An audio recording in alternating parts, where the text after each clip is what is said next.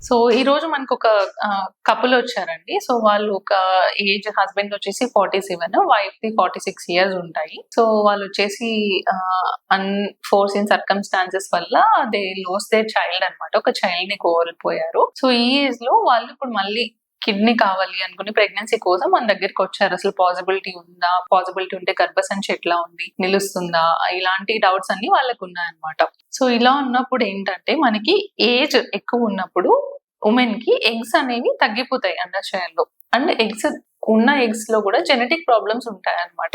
So ఇట్లా ఉన్నప్పుడు వాళ్ళ ఎగ్స్‌తోనే మనం ఐవీఎఫ్ ద్వారా కూడా మనం ప్రెగ్నెన్సీ ప్లాన్ చేసినా జెనెటిక్ లోపాలు ఉండే ఛాన్స్ ఎక్కువుంటుంది. సో ఇలాంటి ఎగ్స్ అన్ని తగ్గిపోయిన వాళ్ళకి మనం ఏంటంటే డోనార్ ఎగ్ ఆప్షన్ అనేది ఇస్తామన్నమాట.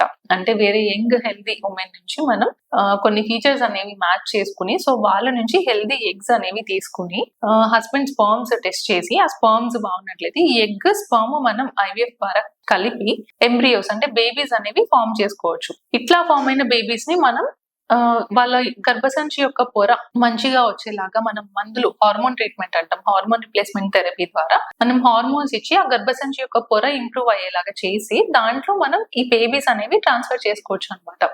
సో ఈ ప్రాసెస్ ద్వారా చేస్తే ఈవెన్ మెనోపాజ్ అటైన్ అయినా కూడా ప్రెగ్నెన్సీ కలిగే ఛాన్స్ ఉంటుంది.